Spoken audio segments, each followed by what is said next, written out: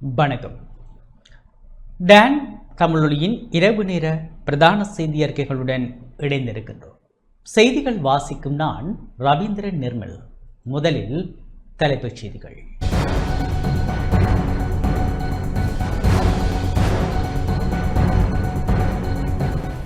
நெருக்கடி நிலைமையை சமாளிக்க மின்சாரத்தை சிக்கனமாக பயன்படுத்துமாறு அரசாங்கம் வேண்டுகோள். மார்ச் 25 டீசலை ஏற்றிய கப்பல் ஒன்று இலங்கையை வந்தடைய உள்ளதாக அமைச்சர் நலிந்த ஜெயதிச தெரிவிப்பு. பேருந்து கட்டணத்தை 10% அதிகரிப்பதற்கு போக்குவரத்து ஆணைக்குழு யோசனை. எரிபொருள் விலைகள் அதிரடியாக அதிகரிக்கப்பட்டுள்ளமைக்கு பொதுஜன முற்போக்கு ஊழியர் சங்கம் கண்டனம். யாழ்ப்பாணத்தில் இணைய செயலி ஊடாக சேவையில் ஈடுபடும் முச்சக்கர வண்டி சாரதிகள் கவன ஈர்ப்பு.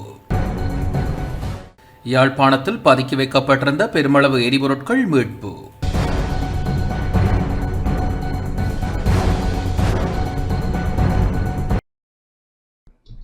தொடர்வது முதன்மை செய்தி.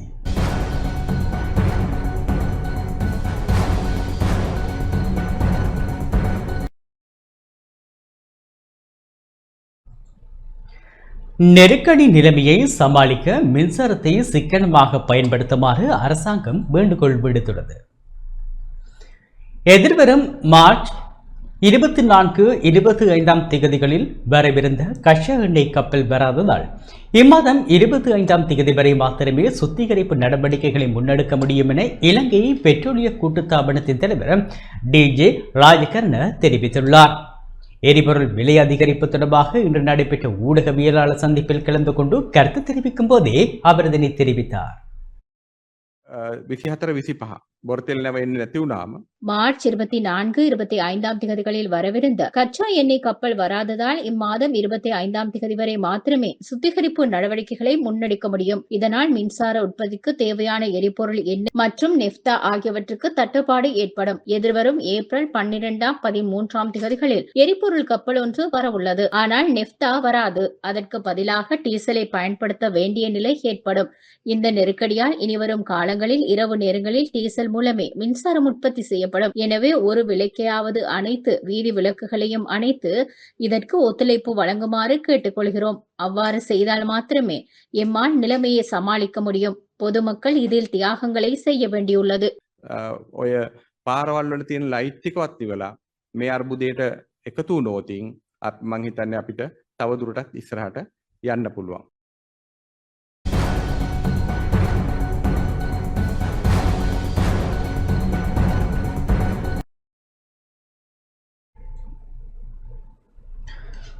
மார்ச் மாதம் 25 டீசலை ஏற்றிய கப்பல் ஒன்று இலங்கையை வந்தடைய உள்ளதாக அமைச்சர் நலிந்த ஜெயதிச தெரிவித்துள்ளார்.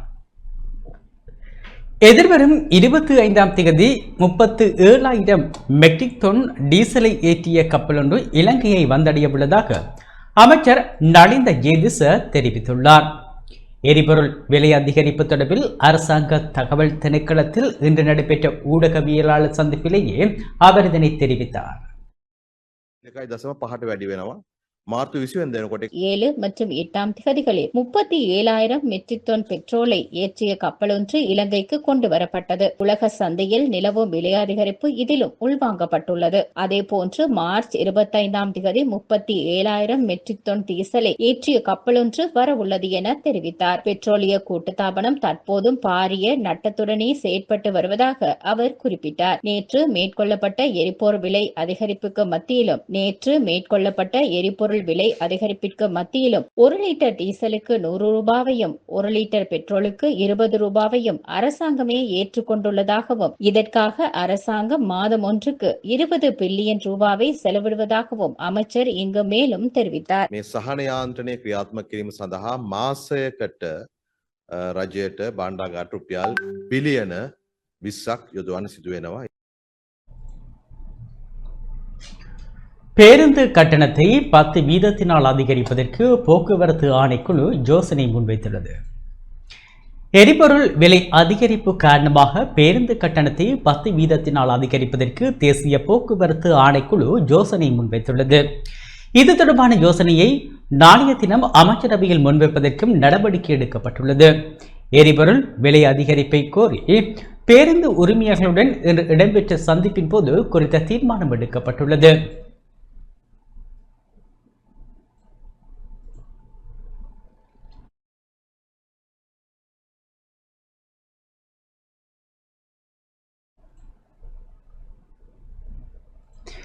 எரிபொருள் விலைகள் அதிரடியாக அதிகரிக்கப்பட்டுள்ளமைக்கு பொதுஜன முற்போக்கு ஊழியர் சங்கம் கடும் கண்டனம் தெரிவித்துள்ளது.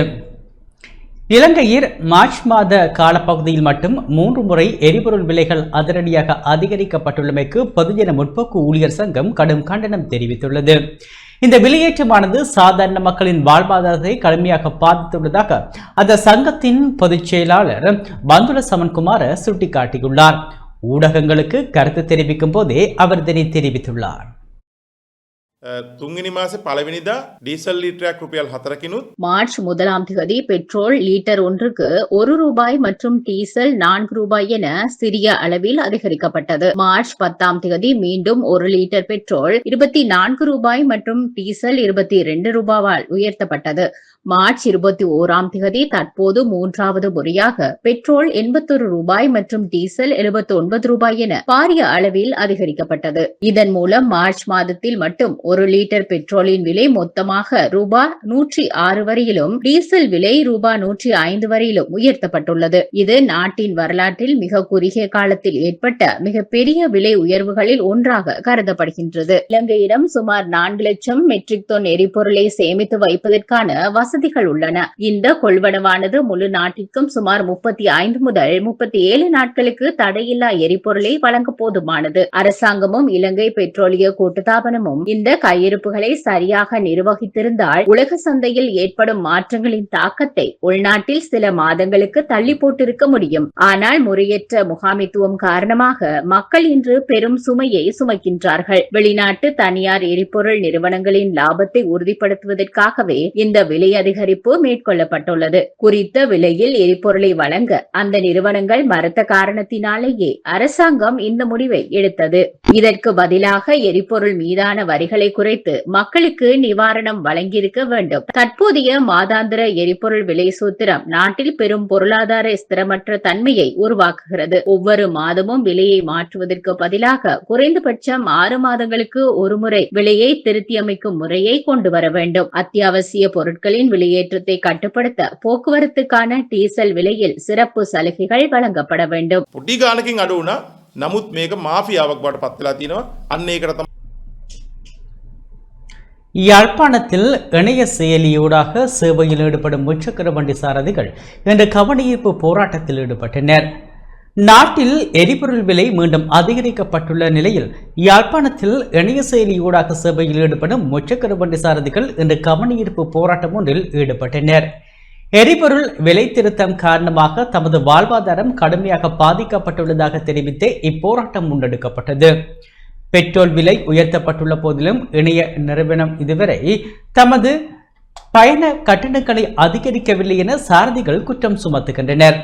தற்போதைய விலை உயர்வை கருத்தில் கொண்டு முதல் கிலோமீட்டருக்கான கட்டணத்தை ₹20 அதிகரிக்க அனுமதிக்குமாறு தேசிய ஒருங்கிணைந்த முச்சக்கர வண்டி மற்றும் தொழிலாளர்கள் சங்கம் ஏற்கனவே அரசாங்கத்திடம் கோரிக்கை விடுத்துள்ளது. இந்த நிலையில் செயலியூடாக சேவையாற்றும் தமக்கு நிறுவனம் உரிய கட்டண உயர்வை வழங்காவிட்டால் இத்தொழிலை தொடர முடியாத நிலை ஏற்படும் என யாழ்ப்பாண இணைய சாரதிகள் கவலை வெளியிட்டுள்ளனர். தமக்கான நியாயமான கட்டண உயர்வை நிறுவனம் உடனடியாக நடைமுறைப்படுத்த வேண்டும் என்பதே இவர்களின் பிரதான கோரிக்கையாக உள்ளது. ₹400 பெட்ரோலுக்கு நாங்கள் ஓடி 1 கிலோமீட்டருக்கு ₹60-65 நாங்கள் ஓடி எங்களுக்கு என்னென்ன கட்டுப்படியாகும். அதிலேயும் அதே கொமிஷன் கழித்து நாங்கள் ₹400 பெட்ரோல் அடித்து இவ்வளோ தூரத்துக்கு நாங்கள் ஓடுறதுக்கு தயாராக இல்லை. எங்களுக்கு இதை விட எங்களுக்கு ரேட் கூட்டி தரணுன்றது தான் எங்களோட பிரச்சனை. எங்களை வேறொரு பிரச்சனையும் இல்லை. எங்களுக்கு ரேட் பிரச்சனைக்கு அடுத்த இவ்வளோ பேர் நாங்கள் சாதிச்சு கொண்டிருக்கிறோம் இல்லையே. எங்களுக்கு இதில் இருந்து 20% அல்ல 25% எங்களுக்கு கட்டணம் கூட்டி தர வேணும். பெட்ரோலும் 35% கூடி இருக்குது. இந்த கூடின கட்டணத்தில் நாங்கள் பிக்மி சாரதிகளுக்கு போதிய அளவான ரேட்டுகள் கம்மியாக இருக்கிறதால தான் இந்த இடத்துல வந்திருக்கோம். எங்களுக்கு என்ன சொன்னால் பிக்மி எங்களுக்கு பெட்ரோல் கூட்டின எங்களோட 35% கட்டணம் என்ற மாதிரி எங்களுக்கும் அதே மாதிரி எங்களோட பிக்மி ரேட்டை வந்து யாழ்ப்பாணத்துக்குள்ள வந்து கூட்டித்தர மாதிரி தான் நாங்கள் கேட்குறோம். திடீரென்று வந்து பெட்ரோல் விலை வந்து 35% உயர்ந்திருக்கு. 35% உயர்ந்தபடியால் நாங்கள் இனியும் இந்த ரேட்டுக்கு ஓடையில்லாத ஒரு கட்டத்துக்கு வந்து தான் இவ்வளோ பேரும் இந்த இடத்த வந்து கூடி எங்களோட ஆப்பிள் அதையும் ஓஃப்லைன் போட்டுட்டு நிற்கிறோம். இதில் ஓடிக்கொண்டிருக்கிறாங்களே போய் நாங்கள் கதைக்கையில் எங்களுக்கு வந்து நாங்கள் இவ்வளோ பேரும் நிரந்தரமாக தொழில் செய்கிறார்கள். இதில் பார்ட் டைமாக ஓடுறாங்கலாம் இப்போ ஓடினவன் நினைக்கிறேன். நிரந்தரமாக ஓடுறவன் அவ்வளோ பேரும் இதில் வந்து நிற்கிறான்.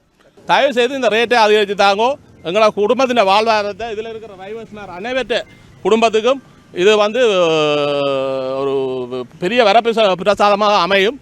தயவு செய்து இந்த ரேட்டை கூட்டி தர்றதுக்கு பிக்மி நிறுவனம் ஒரு சரியான நடவடிக்கையை உடனடியாக எடுக்கணும் மட்டும் கேட்டுக்கொள்கிறேன். இல்லைண்டால் இதில் இருக்க எல்லா டிரைவர்ஸுமே பிக்மியை நம்பி மட்டும்தான் இருக்கணும். எல்லாருக்குமே வாழ்வாதார பிரச்சனை மட்டும்தான். இன்னொன்று என்னென்னா எல்லாருக்குமே முதல்ல ஒரு 4-5 தரம் இதில் போய் கதைச்சினாங்க. அங்கே போகிற டைமுக்கெல்லாம் பிக்மி ஹெட் ஆஃபீஸோடையும் கதைச்சினாங்க. அவையில் சொல்கிற ஒரே பதில் நீங்கள் ஒரு 10 பேர் மட்டும்தான் வந்து கதைக்கிறீங்களேன்ட்டு. எங்களுக்கு கட்டாயமாக ஒரு நல்ல ஒரு முடிவு வந்தால் நல்லாயிருக்கும். ஹெட் ஆஃபீஸுக்கு தான் கட்டாயமாக இதை நாங்கள் சொல்லணும். இதில் பார்ட் டைம் ஓடுறவங்களை விட எங்களுக்கு தான் மிக கஷ்டமாக இருக்குது.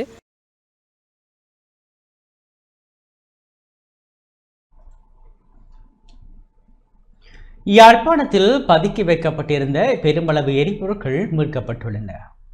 யாழ்ப்பாணம் ஊரலு பகுதியில் உள்ள தனியார் நிறுவனத்தின் களஞ்சிய சாலை ஒன்றில் பதுக்கி வைத்திருந்த பெருமளவு எரிபொருட்கள் யாழ் மாவட்ட குற்றத்தடுப்பு பிரிவு போலீசாரால் கைப்பற்றப்பட்டது.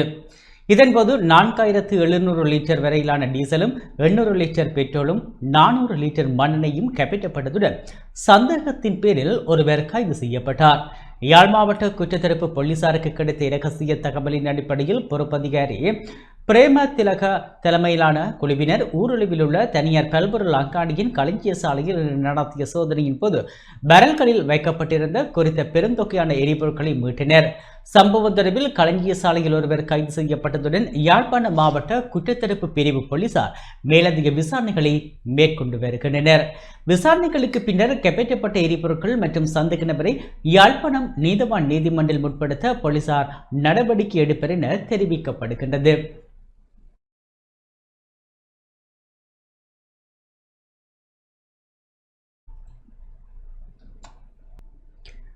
யாழ்ப்பாண பல்கலைக்கழக மூத்த விரிவுரையாளர் தயாளினி திலீபனின் இறுதி கிரியைகள் இன்றைய தினம் இடம்பெற்றன. கொலை செய்யப்பட்ட யாழ் பல்கலைக்கழக சித்த மருத்துவ பீட சமூக நலத்துறை தலைவர் தயாநிதி திலீபனின் இறுதி கிரியைகள் இன்று இடம்பெற்றன. யாழ் போதனா வைத்தியசாலையில் இடம்பெற்ற மரண விசாரணைகளை அடுத்து சடலம் உறவினர்களிடம் ஒப்படைக்கப்பட்டது. அதனையடுத்து யாழ் பாண்டியன் தாழ்வில் உள்ள இல்லத்தில் இறுதி கிரியைகள் இடம்பெற்றன. பின்னர் கைதடியில் அமைந்துள்ள சித்த மருத்துவ பீடத்தில் அமரர் தயாநிதி திலீபனின் பூதவுடல் அஞ்சலிக்காக வைக்கப்பட்டது. இந்த அஞ்சலி நிகழ்வில் யாழ் பல்கலைக்கழக துணைவேந்தர், பேராசிரியர்கள், விரிவுரையாளர்கள், மாணவர்கள் என பலரும் கலந்து கொண்டு அஞ்சலி செலுத்தினர். பின்னர் கோம்பையன் மணல் பொது மயானத்தில் பூதவுடல் நல்லடக்கம் செய்யப்பட்டது.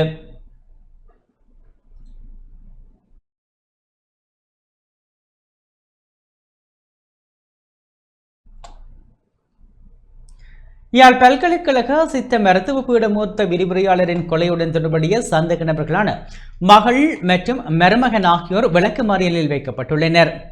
யாழ் பதில் நீதவான் வாசஸ்தலத்தில் இன்று ஆஜர்படுத்தப்பட்ட நிலையில் சந்தேக நபர்களை எதிர்வரும் ஏப்ரல் மாதம் 2ஆம் தேதி வரை விளக்கமறியலில் வைக்க பதில் நீதவான் உத்தரவிட்டார். இதேவேளை பூதவுடல் நல்லடக்கம் உள்ளிட்ட இறுதி நிகழ்வுகளை ஊடகவியலாளர்கள், இறுதி நிகழ்வில் கலந்து கொண்டவர்கள் ஒளிப்படங்கள் மற்றும் காணொலிகள் எடுக்க ஜனாதிபதி சட்டத்தரணி M.A. சுமந்திரன் தடை விதித்திருந்ததாக தெரிவிக்கப்பட்டுள்ளது. அதன்போது விரிவுரையாளரின் கொலையுடன் தொடர்புடைய குற்றச்சாட்டில் கைதாகியுள்ள அவரது மகளை தாயாரின் இறுதி நிகழ்வுக்காக நீதிமன்ற அனுமதியுடன் யாழ்ப்பாண போலீசார் மயானத்துக்கு அழைத்து வந்திருந்தனர். அதன்போது குறித்த பகுதியில் புகைப்படம் மற்றும் காணொலிகள் எடுக்க வேண்டாம் எனவும் அதனை மீறி எடுப்பவர்களை போலீசார் ஊடாக கைது செய்ய நடவடிக்கை எடுக்கப்படும் என கடுமையாக எச்சரித்திருந்தார் எனவும் தெரிவிக்கப்பட்டுள்ளது.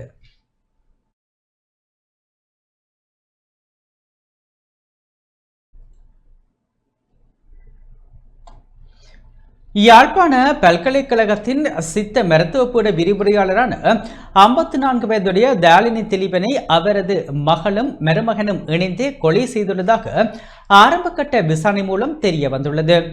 யாழ்ப்பாண பல்கலைக்கழகத்தின் சித்த மருத்துவ பீட விரிவுரையாளர் தயாளினி திலீபன் கொலை செய்யப்பட்ட சம்பவம் சமூகத்தில் பெரும் அதிர்ச்சியை ஏற்படுத்தியுள்ளது. இந்த கொலையின் பின்னணியில் விடுதலைக்கால காதல் மற்றும் போதைப்பொருள் பழக்கங்கள் இணைந்துள்ளன என விசாரணைகளில் தெரிய வந்துள்ளது. இந்த சம்பவத்தில் விரிவுரையாளரின் 19 வயது மகளும் அவரது 21 வயது மருமகனும் இணைந்து திட்டமிட்டு கொலை செய்ததாக போலீசார் தெரிவித்துள்ளனர். கடந்த 18ஆம் தேதி அதிகாலை வீட்டில் தூங்கிக் கொண்டிருந்த விரிவுரையாளரை கழுத்து நெரித்து கொலை செய்து அதே நாளில் அரியாலை தென்னங்கிழப்பு பச்சைக்காட்டில் சடலத்தை வீசியுள்ளனர். கொலையின் பின்னர் வீட்டில் இருந்த நகைகளை எடுத்து சென்று அடகு வைத்து பெற்ற பணத்தில் திருகோணமலையில் வீடு வாடகைக்கு எடுத்து தம்பதியாக குடிபுகுந்துள்ளனர். பின்னர் 20ஆம் தேதி போலீசாரால் அவர்கள் கைது செய்யப்பட்டனர். அவர்களிடமிருந்து பெறப்பட்ட தகவலின் அடிப்படையில் 21ஆம் தேதி சம்பவ இடத்தில் இருந்து விரிவுரையாளரின் சடலம் மீட்கப்பட்டது. விசாரணைகளில் தெரிய வந்ததாவது, விரிவுரையாளரின் மகள் முன்னதாகவே அந்த இளைஞருடன் காதல் உறவில் இருந்து கடந்த ஆண்டு பதிவு திருமணம் செய்துள்ளார். போதைப்பொருள் பழக்கத்தால் பாதிக்கப்பட்டிருந்த அந்த இளைஞனை திருமணம் செய்து வைக்க தாய் மறுத்ததால் மகள் வீட்டை விட்டு வெளியேறி திருமணம் செய்துள்ளார். திருமணத்துக்கு பின்னர் தம்பதியருக்கிடையில் அடிக்கடி தகராறு ஏற்பட்டதுடன் மகள் தாயாரின் வீட்டுக்கு திரும்பி வந்ததாகவும் தெரிய வந்துள்ளது. இதனைத் தொடர்ந்து விவாகரத்து வழக்கம் தொடரப்பட்டிருந்தது. அண்மையில் சமூக வலைத்தளங்கள் மூலம் இருவருக்கும் மீண்டும் தொடர்பு ஏற்பட்ட நிலையில் சமரசமாக இணைந்து வாழ திட்டமிட்டனர். இதன் ஒரு பகுதியாக கடந்த 17ஆம் தேதி இரவு இளைஞன் விரிவுரையாளரின் வீட்டுக்குள் மறைமுகமாக நுழைந்து மகளுடன் இணைந்து கொலை திட்டத்தை மேற்கொண்டதாக போலீசார் தெரிவித்துள்ளனர். கொலை செய்யப்பட்ட பின்னர் வீட்டில் இருந்த சிசிடிவி சாதனத்தின் டிவிஆர் அகற்றப்பட்டு வழியில் உள்ள நீர்நிலையொன்றில் வீசப்பட்டதாகவும் சடலத்தை புதைக்க முயற்சி தோல்வியடைந்ததால் காட்டுப்பகுதியில் வீசப்பட்டதாகவும் விசாரணையில் வெளிப்படுத்தியுள்ளது. இந்நிலையில் விரிவுரையாளரின் மகன் அளித்த முறைப்பாட்டின் பேரில் போலீசார் மேற்கொண்ட தொழில்நுட்ப விசாரணைகளின் மூலம் சந்தேக நபர்கள் கண்டறியப்பட்டனர். ஏடிஎம் அட்டை பயன்பாடு, எரிபொருள் பெற பயன்படுத்தப்பட்ட QR குறியீட்டு தகவல்கள் மற்றும் கைபேசி இருப்பிட தகவல்கள் மூலம் அவர்கள் திருகோணமலையில் கைது செய்யப்பட்டனர். பின்னர் யாழ்ப்பாணம் கொண்டுவரப்பட்டு விசாரணை நடத்தப்பட்டதில் முழு விவரங்களும் வெளிச்சத்துக்கு வந்தன. யாழ்ப்பாணம் போதனா வைத்தியசாலையில் மேற்கொள்ளப்பட்ட பிரேத பரிசோதனையில் கழுத்து நெரித்து கொலை செய்யப்பட்டமை உறுதிப்படுத்தப்பட்டுள்ளது.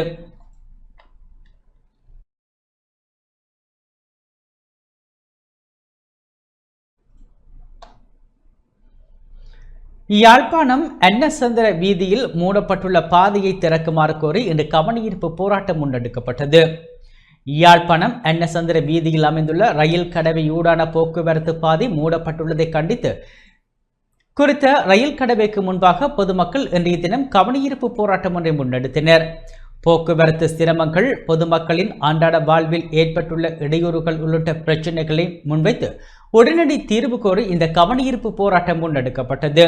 இதன்போது போராட்டத்தில் ஈடுபட்டவர்கள் பதாதைகளை ஏந்தியவாறு வேண்டும் வீதி வேண்டும், இலகுவான போக்குவரத்தை உறுதி செய், மக்களுக்கு பாதுகாப்பான பாதை வேண்டும், எரிபொருள் பிரச்சனையான நேரம் பாதையை மூடாது என கோஷமிட்டவாறு போராட்டத்தில் ஈடுபட்டனர். கடந்த பல வருடங்களாக இந்த பகுதி மக்களுடைய மிக நீண்ட கால கோரிக்கையாக இந்த அன்னசத்திர வீதி புகையிரத கடவையை பாதுகாப்பான ஒரு பாதையாக மாற்றப்பட வேண்டும் என்பது இந்த பிரதேச மக்களுடைய மிக நீண்ட கால கோரிக்கையாகும். இந்த பகுதி மக்கள் பலவாறு ஏமாற்றப்பட்டிருக்கின்றார்கள் என்பதுதான் உண்மையான உண்மை. அவர்களுக்கு நம்பிக்கை கொடுக்கப்பட்டு பல வருடங்களாக இதை புனரமைத்து தருவோம், பாதுகாப்பான வீதியாக மாற்றுவோம் என்கின்ற அந்த நம்பிக்கையை கொடுத்து ஏமாற்றி இருக்கின்றார்கள் என்பது மறக்க முடியாத உண்மையாகும். உண்மையில் 2018ஆம் ஆண்டு யாழ்ப்பாண மாநகர சபையிலே இந்த பாதையானது புனரமைக்கப்பட வேண்டும், அதன் அத்தியாவசியத்தை உணர்ந்து இலங்கை புகையிரத திணைக்களத்துக்கு ஒரு கடிதம் அனுப்பப்பட்டது, இதனை புனரமைத்து தருமாறு. அதற்கு பிற்பாடும் இந்த மக்கள் மிக நீண்ட கால போராட்டங்களை செய்தார்கள். யாழ்ப்பாணம் இந்து கல்லூரியிலே நடைபெற்ற நடமாடும் சேவையிலே இந்த பகுதி மக்கள் பல ஆவணங்களுடன் சென்று அந்த பகுதியிலே புகையிரத திணைக்களத்துடன் பல ஆவணங்களை கொடுத்து சுட்டிக்காட்டியிருந்தார்கள். நூற்றாண்டு காலமாக பழமை வாய்ந்த பாதுகாப்பான ஒரு பாதையாக இருந்த ரயில்வே புகைநில பாதை தற்சமயம் 4 பிரதான பாடசாலைகளின் போக்குவரத்து பாதைகளாகவும் அரச உத்தியோகத்தர்களின் பிரதான போக்குவரத்து பாதைகளாகவும் பொதுமக்களின் இலகு போக்குவரத்து பாதையாகவும் இருந்து வந்த காரணத்தால் இந்த பாதையினை நாங்கள் தொடர்ச்சியாக பாய்த்து வந்த நிலையிலே ரயில்வே டிபார்ட்மெண்ட் இந்த மக்களுடைய எந்த விதமான ஒரு இணக்கப்பாடும் இல்லாமல் கலந்துரையாடலும் இல்லாமல் இந்த பாதையை மூடியிருக்கிறது. ஏற்கனவே இந்த ரயில்வே கடவை இருந்ததான ஆதாரங்களாக இந்த ரயில்வே கடையின் இருபுறங்களும் உருக்கு அச்சினால் இடப்பட்ட ரயில்வே சம்பந்தமான எச்சரிக்கை பாதைகளும் இடப்பட்டிருந்தது. தற்சமயம் இந்த போக்குவரத்து துண்டிக்கப்பட்டதால் பல கிலோமீட்டர்கள் சுற்றி இந்த பாதையை சுற்றி மக்கள் மாணவர்கள் அனைவரும் பிரயாணம் செய்ய வேண்டியிருக்கிறது. அநேகமான மாணவர்கள் இந்த தண்டவாளத்தால் தங்களுடைய துச்சக்கர வண்டிகளையும் மோட்டார் சைக்கிள்களையும் ஏற்றி செல்வதனால சரியான ஒரு பாதுகாப்பற்ற நிலைமை இருக்கிறது. ஆகவே ரயில்வே திணைக்களம் இந்த பாடசாலை மாணவர்கள் மற்றும் பொதுமக்களின் நலன் கருதி இந்த பாதையை சீரமைத்து இதுக்கான பாதுகாப்பான சமிக்கைகளை அமைத்து தரும்படி இந்த மக்கள் சார்பில் நாங்கள் அனைவரும் கேட்டுக்கொள்கின்றோம். மேற்கு பக்கமாக பிரவுன் ரோடு ஒரு பெரிய வீதி, அங்கே கல்லூரி வீதி 2 வீதி, மற்ற கொக்டவர் வீதி, சரி மணிக்கொட்டு ஒழுங்கு, அந்த 3 பக்கம். இங்கால பக்கத்தில் அதே மாதிரி அன்னசத்திர வீதி எல்லாம் 9 வீதிகளுடைய மக்கள் இதான போக்குவரத்தை பாவிக்காது. ஏனென்றால் இது ஒரு ஷார்ட்கட்டாக இருக்கிறது. அதுவும் இந்த எரிபொருள் பாவனை பிரச்சனை எங்களுக்கு இன்னும் சரியான முக்கியத்துவம் வாய்ந்த பாதையாக இருக்கிறது. நிறைய குடும்பங்கள் அதே நேரம் தூரடந்து வருவர்கள் கூட டிராபிக்கை குறைப்பதற்காக, விபத்துகளை குறைப்பதற்காக இந்த பாதையை பயன்படுத்தி வந்திருக்கார்கள்.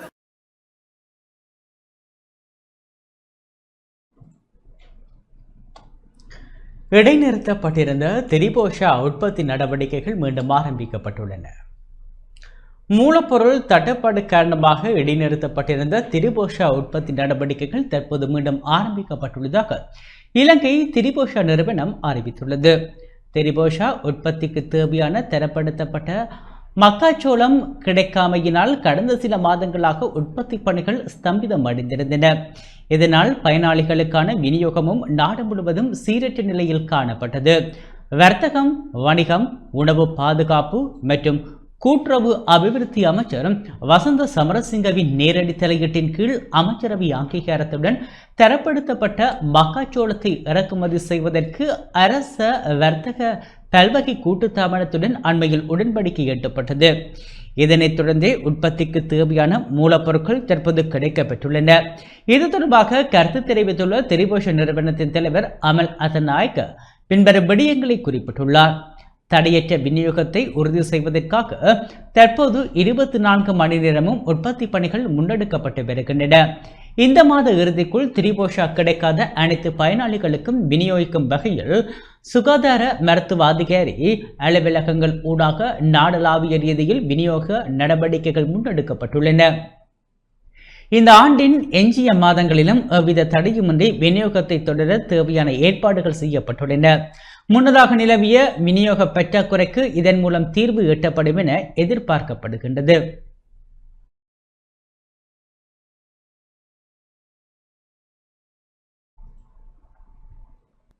நாட்டின் 5வது வர்த்தக மேல் நீதிமன்றம் நாளை திறந்து வைக்கப்பட உள்ளது.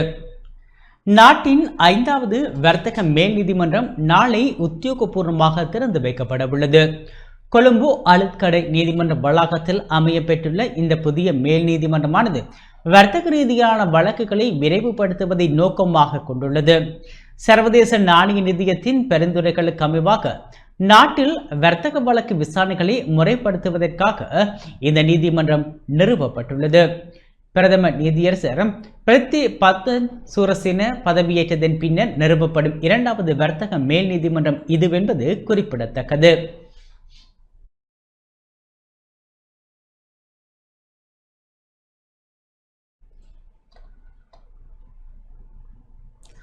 மட்டக்களப்பு மண்மணி மேற்கு பிரதேச சபையில் அரசை பாதுகாக்கும் பயங்கரவாத தடை சட்ட முன்மொழிவினை எதிர்த்து தீர்மானம் நிறைவேற்றப்பட்டுள்ளது. அரசை பாதுகாக்கும் பயங்கரவாத தடை சட்ட முன்மொழிவினை எதிர்த்து மட்டக்களப்பு மண்முனை மேற்கு பிரதேச சபையில் தீர்மானம் நிறைவேற்றப்பட்டதாக தவிசாளர் தம்பிப்பிள்ளை கோபாலப்பிள்ளை தெரிவித்தார். பவனதீவில் இன்று இடம்பெற்ற நிகழ்வு ஒன்றில் கலந்து கொண்ட பின் கருத்து தெரிவிக்கும் போதே அவர் இவ்வாறு தெரிவித்தார். எங்களுடைய 9வது சபை அமர்விலே இந்த நாட்டை பாதுகாக்கக்கூடிய பயங்கரவாத தடை சட்டம் ஒன்று இந்த அரசாங்கம் நடைமுறைக்கு கொண்டு வருவதாக நாங்கள் அறிந்தோம். அந்த வகையிலே அந்த சட்டத்தின் மூலம் 1979ஆம் ஆண்டு ஐக்கிய தேசிய கட்சியினுடைய அரசாங்கத்திலே நீதி அமைச்சராயிருந்த எங்களுடைய மட்டக்களப்பு மாவட்டத்தை பிரதிநிதித்துவப்படுத்திய KW தேவநாயகம் ஐயா அவர்கள் மூலமாக கொண்டுவரப்பட்ட பயங்கரவாத தடை சட்டத்தின் மூலம் எங்களுடைய தமிழ் சமுதாயம் பாதிக்கப்பட்டு எங்களுடைய உரிமைகளை இழந்து எங்களுடைய அங்கவீனர்களாகி எங்களுடைய தமிழர்கள் எல்லா இடத்திலுமே கொல்லப்பட்டது. அவர்கள் எந்தவிதமான சாட்சிகளும் இல்லாமல் கைது செய்யப்பட்டு நீதி என்ற இடத்துக்கு ஒன்றுமில்லாமல் கொல்லப்பட்டதை நாங்கள் அறிவோம். ஆகவே அன்பார்ந்த உறுப்பினர்கள் அனைவரிடமும் கேட்டுக்கொண்டதுக்கு இணங்க எங்களுடைய சபையிலே 19 உறுப்பினர்கள் இருக்கின்ற நிலையில் இதிலே தேசிய மக்கள் சக்தியினுடைய ஒரே ஒரு உறுப்பினர், அதாவது கௌரவ ரட்னசிங்கம் அவர்கள் மாத்திரமே எங்களுடைய இந்த பிரேரணைக்கு எதிர்ப்பு தெரிவித்தார். ஏனையவர்கள் அனைவரும் இந்த பிரேரணைக்கு ஆதரவளித்தார்கள். வவுனியா பல்கலைக்கழகத்தில் உயர்தர கற்கை நெறிக்கான சான்றிதழ் வழங்கப்பட்டது. வவுனியா பல்கலைக்கழகத்தில் 4வது தொலைதூர வெளிவாரி கற்கை நெறிக்கான சான்றிதழ் வழங்கும் நிகழ்வு இன்றைய தினம் பல்கலைக்கழக மண்டபத்தில் இடம்பெற்றிருந்தது. இதன்போது ஊடகம் மற்றும் இதழியல் கல்வியினை கற்ற மாணவர்களினால் ஊடகி நூலும் வெளியிட்டு வைக்கப்பட்டிருந்தது. பல்கலைக்கழக துணைவேந்தர் பேராசிரியர் ஆன அற்புதராஜா தலைமையில் இடம்பெற்ற இந்நிகழ்வில் பீடாதிபதிகள், வளவாளர்கள் மற்றும் கற்கிணறி மாணவர்கள், பெற்றோர் என பலர் கலந்து கொண்டனர். நாடாளுமன்ற உறுப்பினர் ராமநாதன் அர்ச்சுனாவுக்கு கிளிநொச்சி சேவை சந்தை வர்த்தக சங்கத்தினர் கண்டனம் வெளியிட்டுள்ளனர். கிளிநொச்சி மாவட்ட மக்களை இழிவுபடுத்தும் வகையில் நாடாளுமன்ற உறுப்பினர் ராமநாதன் அர்ச்சுனா கருத்து வெளியிட்டமைக்கு கண்டனம் வெளியிடுவதாக கிளிநொச்சி சேவை சந்தை வர்த்தக சங்கத்தினர் தெரிவித்துள்ளனர். கிளிநொச்சி பொதுச்சந்தை வளாகத்தில் இன்று இடம்பெற்ற ஊடக சந்திப்பில் அவர்கள் இதனை தெரிவித்தனர். அர்ச்சுனா அவர்கள் எம்பியாக இருக்கின்ற அர்ச்சுனா அவர்கள் கிளிநொச்சி மாவட்ட மக்களை இழிவுபடுத்தும் வகையிலும் அவர்களுடைய கௌரவத்தை குறைக்கும் வகையிலும், குறிப்பாக கிளிநொச்சி மாவட்ட மக்கள் கல்வி இல்லாதவர்கள் மாதிரியும் அவர்கள் கல்வி கற்காதவர்கள் மாதிரியும் அவருடைய கருத்துக்கள் முன்வைக்கப்பட்டிருந்தன. அதனை நாங்கள் வன்மையாக கண்டிக்கின்றோம். குறிப்பாக சொல்லப்போனால் கிளிநொச்சி மாவட்டத்தில் தான் இருக்கின்ற கிளிநொச்சி மாவட்டத்தை வசித்து வந்த எங்களுடைய டாக்டர் சக்தியமூர்த்தி அவர்கள் கூட கிளிநொச்சி மாவட்டத்தை சேர்ந்தவர் தான். அதே போல் ரூபவதி கேதீஸ்வரன் அவர்கள் முன்னாள் அரசாங்க அதிபர், அவரும் கிளிநொச்சி மாவட்டத்தை சேர்ந்தவர் தான். ஆகவே கிளிநொச்சி மாவட்டத்தில் எத்தனையோ கல்வியாளர்கள் மிக உயர்ந்த நிலைகள் இருக்கிறது என்பதை அவர் அறியாமல் இருந்திருக்கலாம். அவருடைய கருத்தை நாங்கள் இந்த கிளிநொச்சி மாவட்ட மக்கள் சார்பில் மிகவும் வன்மையாக கண்டிக்கின்றோம். அவர் இது மட்டுமல்ல, பெண்களை கூட தொடர்ச்சியாக இழிவுபடுத்தி கயத்திருப்பதை நாங்கள் ஊடகங்களில் பார்த்திருக்கிறோம். அவருடைய கருத்துக்கள் மிகவும் எங்களுடைய பெண் வர்க்கங்களை பாதிக்கிற அளவுக்கு, தனிப்பட்ட ரீதியாக பெண்களை பாதிக்கிற அளவுக்கு அவருடைய கருத்துக்கள் இருக்கின்றன. இனி வரும் காலங்களில் அவர் அப்படியான செயற்பாடுகளை செய்யவும் கூடாது. அவர் மக்கள் பிரதிநிதியாக நாங்கள் கருதவில்லை. அவர் மக்கள் பிரதிநிதியாக இருப்பதற்கு எவ்வித அதிகாரமும் அவருக்கு இல்லை.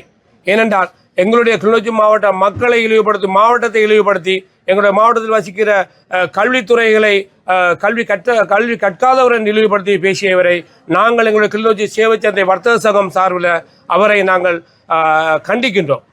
அவருக்கு எச்சரிக்கின்றோம். அவரை இதோட உடனடியாக நிறுத்திவிட வேண்டும். நிறுத்த தவறினால் அவர் கடுமையான விளைவுகளை சந்திக்கக்கூடும். நான் சவால் விட்டு அவருக்கு சொல்லுகின்றேன், கள்ளர் போல் கிளிநொச்சிக்கு வந்து செல்லக்கூடாது.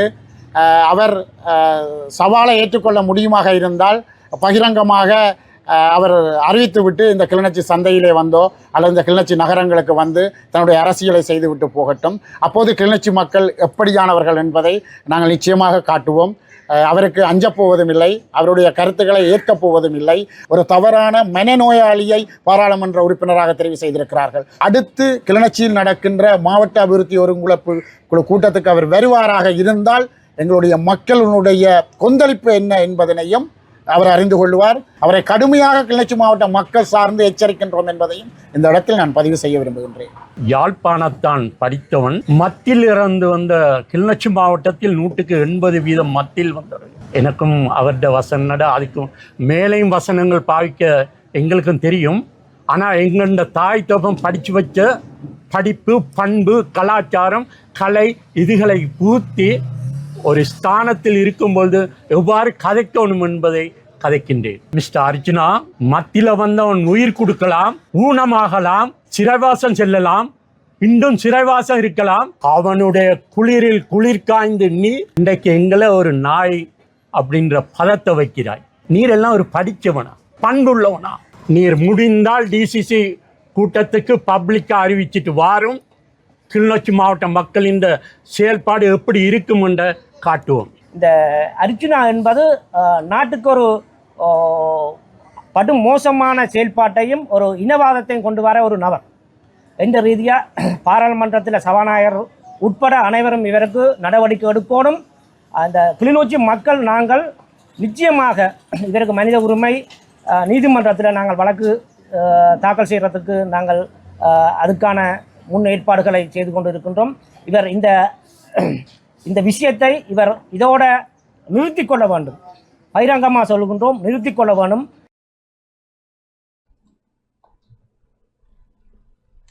கொழும்பு விவேகானந்தா கல்லூரியின் 100ஆண்டு விழா கொண்டாட்டங்கள் கோலாகலமாக ஆரம்பமானது.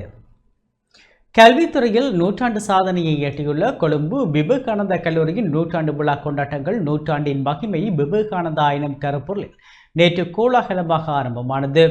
கல்லூரி அதிபர் எம் மூவேந்தன் தலைமையில் பழைய மாணவர் சங்கம், அபிவிருத்தி சங்கம் மற்றும் பாடசாலை சமூகம் இணைந்து ஏற்பாடு செய்துள்ள இந்த விழாவின் தொடக்கமாக பிரம்மாண்ட நடைபவனி நடைபெற்றது. நண்பகல் 12 மணியளவில் கல்லூரி வளாகத்திலிருந்து ஆரம்பமான இந்த நடைபவனியில் 5000க்கும் அதிகமான மாணவர்கள், ஆசிரியர்கள், பழைய மாணவர்கள் மற்றும் பெற்றோர்கள் கலந்து கொண்டு கொழும்பு 2 கொம்பனி தெருவில் அமைந்துள்ள இலங்கை விமானப்படை மைதானம் வரை ஊர்வலமாக சென்றடைந்தனர். நடைபவனியை தொடர்ந்து விமானப்படை மைதானத்தில் பிரம்மாண்ட கார்னிவல் வானவேடிக்கை மற்றும் இரவு 12 மணி வரை நீடித்த விசேட இசை நிகழ்ச்சி நடைபெற்றது. இதனை அடுத்து 100ஆண்டு விழாவை முன்னிட்டு பல தொடர் நிகழ்வுகள் திட்டமிடப்பட்டுள்ளன.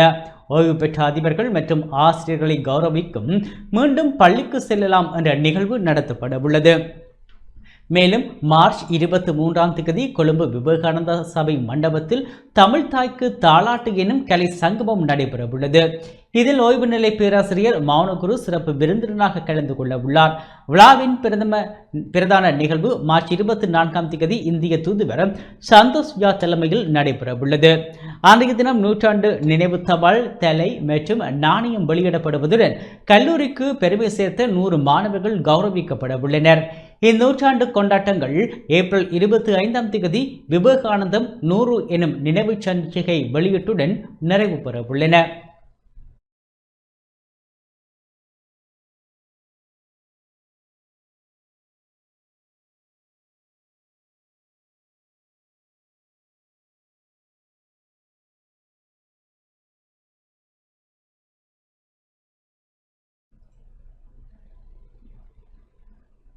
சமகால அரசியலும் போராளிகளின் வகிபாகமும் எனும் துணைப்பொருளிலான மாநாடும் வரலாற்றின் வேர்கள் எனும் விருது வழங்கும் நிகழ்வும் யாழ்ப்பாணத்தில் நேற்று நடைபெற்றது. சமகால அரசியலும் போராளிகளின் வகிபாகமும் எனும் துணைப்பொருளிலான மாநாடும் வரலாற்றின் வேர்கள் எனும் விருது வழங்கும் நிகழ்வும் போராளிகள் நலம்புரி சங்கத்தின் ஏற்பாட்டில் யாழ்ப்பாணத்தில் நேற்று நடைபெற்றது. யாழில் உள்ள தனியார் விடுதியில் அன்னை பூபதியின் 38வது ஆண்டு நினைவேந்தல் நிகழ்வுடன் ஆரம்பமானது.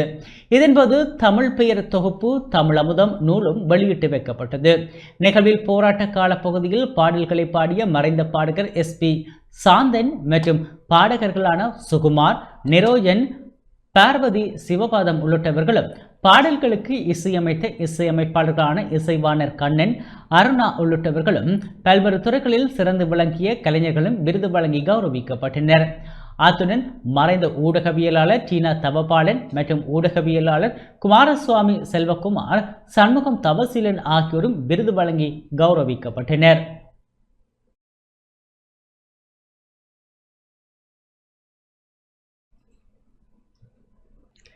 மன்னாரில் காற்றாலை மின்சாரம் கொண்டு செல்லும் கேபிள்களில் சிக்கி 2 வெளிநாட்டு பறவைகள் உயிரிழந்துள்ளன. மன்னார் மாவட்டத்துக்கு வெளிநாட்டில் இருந்து வருகை தந்து 3 வெளிநாட்டு பறவைகள் இனமான பிளாமிங்கோ பறவை, வங்காளி பறவைகள் சரணாலய பகுதியூடாக அதி வலு கொண்ட காற்றாலை மின்சாரம் கொண்டு செல்லும் கேபிள்களில் சிக்கி விபத்துக்குள்ளாகிய நிலையில் மீட்கப்பட்டுள்ளன. விபத்துக்குள்ளாகிய பறவைகளில் 2 உயிரிழந்த நிலையிலும் 1 பலத்த காயமடைந்த நிலையிலும் மன்னார் மாவட்ட வனவிலங்கு பாதுகாப்பு திணைக்களத்தில் வைக்கப்பட்டுள்ளது. அத்தோடு காயமடைந்த பறவைக்கு மருத்துவ சிகிச்சை அளிக்க அதிகாரிகள் நடவடிக்கைகள் மேற்கொண்டு வருகின்றனர். தற்போது வெளிநாட்டு பறவைகள் மன்னார் தீவு பகுதிக்கு வருகை தரும் காலமாக உள்ளது. இந்த நிலையில் வருகை தந்த பறவைகளில் 3 பறவைகள் மன்னாரில் காற்றாலை மின்சாரத்தை கொண்டு செல்லும் கேபிள்களில் சிக்கியுள்ளன. வெளிநாட்டு பறவைகளான பிளாமிங்கோ போன்றவற்றை நேரில் காண்பதற்காக உள்நாட்டு மற்றும் வெளிநாட்டு சுற்றுலா பயணிகள் பெருமளவில் மன்னார் மாவட்டத்துக்கு வருகை தருகின்றனர்.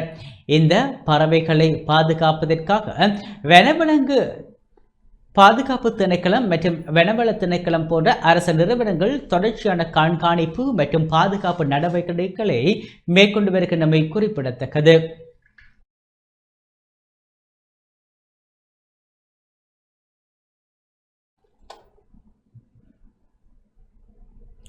நுவரெலியா நானோயா டெஸ்பர்ட் கீழ்பிரிவில் ஆங்காங்கே குவிந்து கிடைக்கும் குப்பைகளால் தொற்று நோய்கள் பெறவும் அபாயம் ஏற்பட்டுள்ளதாக பொதுமக்கள் விசனம் தெரிவிக்கின்றனர். நுவரெலியா மாவட்டம் நுவரெலியா பிரதேச சபைக்குட்பட்ட நானோயா டெஸ்பர்ட் கீழ்பிரிவில் 6 மாதங்களுக்கு மேலாக குப்பைகள் அகற்றப்படாமல் ஆங்காங்கே குவிந்து கிடப்பதனால் தொற்று நோய்கள் பெறவும் அபாயம் ஏற்பட்டுள்ளதாக பொதுமக்கள் தெரிவிக்கின்றனர். 120க்கும் மேற்பட்ட குடும்பங்கள் வசிக்கும் இப்பகுதியில் வீடுகளில் சேகரிக்கப்படும் குப்பைகள் வீதியில் கொட்டப்பட்டு மலை போல் குவிந்து காணப்படுகின்றது. குப்பைகளை கொட்டுவதற்கு முறையான இடங்கள் இல்லாமையினால் பொதுமக்கள் வீதிகளில் குப்பைகளை கொட்டும் நிலை ஏற்பட்டுள்ளது. இதனால் மழைக்காலங்களில் குப்பைகள் வடிகான்களில் செல்வதனால் வடிகான்கள் அடைக்கப்படுவதுடன் கழிவுகள் மழைநீருடன் கலந்து துர்நாற்றம் வீசுவதாகவும் நோய் தொற்றுக்கள் ஏற்படும் அபாயம் ஏற்பட்டுள்ளதாகவும் பிரதேசவாசிகள் தெரிவிக்கின்றனர். இதேவேளை நடந்து செல்லும் வீதிகளை ஆக்கிரமித்துள்ள குப்பைகளால் பாடசாலை மாணவர்கள் தொழிலாளர்கள் உட்பட பலரும் பெரும் அசௌகரியத்தை எதிர்நோக்கி வருகின்றனர். அதிகளவிலான பொலித்தீன் கழிவுகள் வீசப்படுவதால் அவற்றை உண்ணும் கால்நடைகள் வயிறு சார்ந்த பிரச்சினைகளால் அவதிப்படுவதுடன் எலி தொல்லைகளும் அதிகரித்து வருவதாக தெரிவிக்கின்றனர். எனவே நுவரெலியா பிரதேச சபை முன்வந்து இதற்கான உரிய தீர்வை பெற்றுக் கொடுக்க வேண்டும் என பிரதேச மக்கள் கோரிக்கை விடுத்துள்ளனர். இது தொடர்பில் பிரதேச மக்கள் தங்களது கருத்துக்களையும் தெரிவித்தனர். இந்த குப்பை கொள்ளினால பெரிய பாதிப்பு எனக்கு கேட்டால் பாருங்க எடுத்துனாலும் கொழுந்து எடுக்க போகும் அல்ற மாதிரியும் இல்லை கொழுந்துங்கிறதான் போடுறாங்கட்டு அவங்க மேலே நம்ம குறை சொல்ல இயலாது. குப்பை கொள்ளி இல்லை தன்னுடைய இப்போ அங்கெல்லாம் குப்பை கொள்ளி வந்துட்டு அந்த ரோட்டில் கிடந்துச்சுன்னா பிரதேச சபையில் வந்து பரிசு அள்ளுவாங்க அப்படி அள்ளி கொடுத்தாங்க. அந்த மாதிரி ஒரு கிளியரிங் இல்லை தானுங்களே. உங்களுக்கு போகணும் ஒரு அவசரத்துக்கு ரோட்டில் போகணும் எல்லாமே பாதிக்கிற ரோடு ஒன்று பாருங்க. இதில் வந்து ஸ்கூல் பிள்ளைகள் வேலைக்கு போகிறவங்க மெயின் ரோடு ஒன்று நிர்வாகத்து மூலியமா கிழமை ஏற்றிக்கிட்டு போனாங்க. இப்போ அது முடிவா இல்லாமல் போனதுனால பாக்களுக்கு குப்பையை சேமித்து வச்சுக்கிறதுக்கு வீட்டுக்குள்ளே வசதி இல்லாத காரணத்தினால வந்து குப்பை எங்களை போடுறாங்க. அதனால குப்பை எங்களுக்கே நிறைஞ்சு இந்த பாதை ஃபுல்லாக மூடப்பட்டுச்சு. அந்த குப்பையை சேகரித்து கொண்டுட்டு போகிறதுக்கு பிரதேச வீடாக ஒரு செயல்முறைப்படுத்தி கொடுத்தீங்கன்னா நிச்சயம் நன்றி தெரிவிச்சுக்கோங்க. ஸ்கூல் பிள்ளைங்க இதில் போயிட்டு வர இருக்கு. என்கிட்ட ஆளுங்களும் வேலைக்கு இதுக்கு தான் போகிறாங்க. இதனால இங்கனைக்குள்ள குப்பைக்கொள்ளையில் குப்பைகள் இருக்கிறனால இங்கனைக்கு வந்து கொட்டிட்டு போகிறாங்க. அவங்க காலில் போத்தலோடு குத்தி அதுன்னு எதுவும் நடந்துச்சுன்னா யாரும் எதுவும் சொல்ல இயலாது. இந்த ஆளுங்க நாளைக்கு கொழுந்துருக்குன்னு அடுத்த ஆளுங்களும் சாப்பிட்றாங்க. எங்களுக்கு இந்த ரோட்டை கொஞ்சம் துப்புரவு பண்ணி கொடுத்தீங்கன்னா எங்களுக்கு கொஞ்சம் லேசாக இருக்கும். இது பிரதான ரோட்டு. இதில் வந்து குப்பைகள்லாம் நிறைய போட்டிருக்காங்க. நாங்கள் தோட்டம் செய்கிறோம். இந்த குப்பையெல்லாம் தண்ணியில் விழுந்து தண்ணியெல்லாம் அப்செட் ஆகுது. அதை தான் விவசாயத்துக்கு போடுறோம். அப்போ விவசாயத்துக்கு போட்டால் அது நோய் தானே. அதனால எங்களுக்கு ஒரு உதவி செய்யுமாறு அரசாங்கம் எரிபொருள் விநியோகத்தை நவீனமயமாக்க ரூபாய் 12.78 பில்லியன் மதிப்பிலான திட்டங்களுக்கு சர்வதேச கேள்விக்கோரலை கோரியுள்ளது. நாட்டின் எரிசக்தி விநியோக கட்டமைப்பை நவீனப்படுத்தும் நோக்கில் கொழும்பு துறைமுகத்தில் இருந்து கொலன்னாவு வரை 12.78 பில்லியன் ரூபாய் செலவில் புதிய குழாய் வழியமைப்பை அமைப்பதற்கான சர்வதேச கேள்விக்கோரலை அரசாங்கம் கோரியுள்ளது. பழைய கட்டமைப்புகள் மற்றும் போதிய முதலீடுகள் இல்லாத காரணத்தால் நாட்டில் நிலவும் எரிசக்தி பாதுகாப்பற்ற தன்மையை தீர்ப்பதே இந்த திட்டத்தின் முக்கிய நோக்கமாகும். இலங்கை பெட்ரோலிய கூட்டுத்தாபனத்தினூடாக முன்னெடுக்கப்படும் இத்திட்டத்தின் கீழ் விமான எரிபொருள் உள்ளிட்ட சுத்திகரிக்கப்பட்ட எரிபொருட்களை மிகவும் நம்பகமாகவும் வேகமாகவும் விநியோகிக்க முடியும் என தெரிவிக்கப்பட்டுள்ளது. புதிய திட்டத்தின்படி கொழும்பு துறைமுகத்தின் டொல்பின் தாங்கி தளத்தில் இருந்து கொலன்னாவு வரை 18 அங்குலம் மற்றும் 14 அங்குல விட்டம் கொண்ட 2 பிரதான குழாய் வழிகள் அமைக்கப்பட உள்ளன. கடல்சார் தொழில்நுட்ப கூறுகளை உள்ளடக்கிய இந்த சிக்கலான திட்டத்தை 540 நாட்களுக்குள் நிறைவு செய்ய இலக்கு நிர்ணயிக்கப்பட்டுள்ளது. இதேவேளை கட்டுநாயக்க விமான நிலையத்துக்கு நேரடியாக எரிபொருளை கொண்டு செல்வதற்கான விசேட குழாய் வழி திட்டங்களும் தற்போதைய அரசாங்கத்தினால் முன்னெடுக்கப்பட்டு வருவதாக துறைமுகங்கள் மற்றும் சிவில் விமான போக்குவரத்து பிரதி அமைச்சர் ஜனித ருவன் கொடித்துவக்கு தெரிவித்துள்ளார்.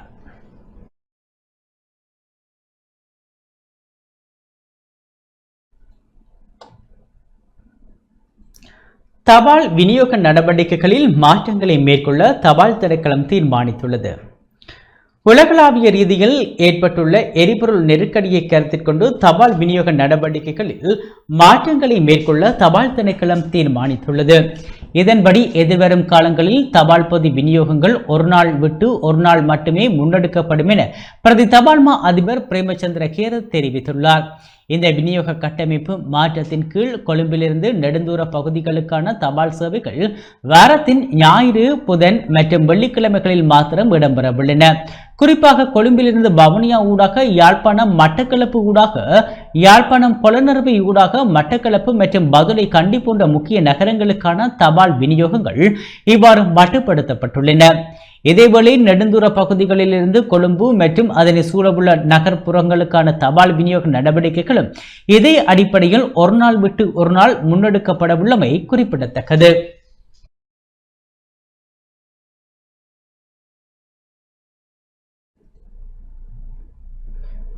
நாட்டில் ஏற்பட்டுள்ள நெருக்கடி நிலைமையை சமாளிப்பதற்கே அரசாங்கம் முன்னுரிமை அளிப்பதாக பிரதியமைச்சர் பிரபா ருவன் சேனாரத்ன தெரிவித்துள்ளார்.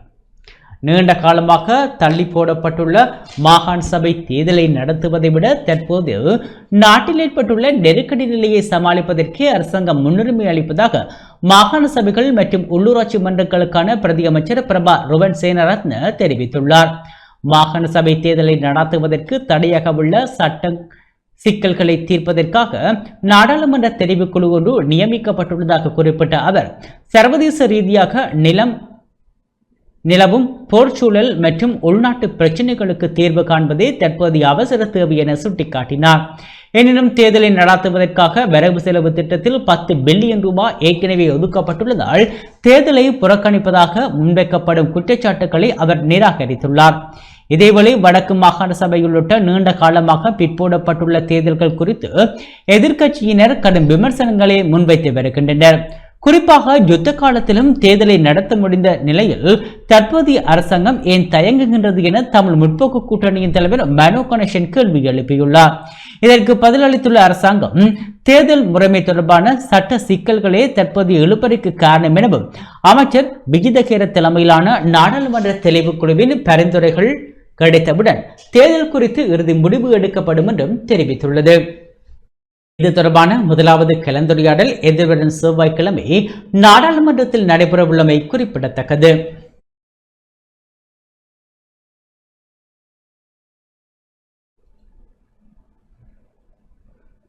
இத்துடன் நமது இந்த செய்தி அறிக்கை நிறைவு பெற்றது. தொடர்ந்தும் எமது நிகழ்ச்சிகளுடன் இணைந்திருங்கள். வணக்கம்.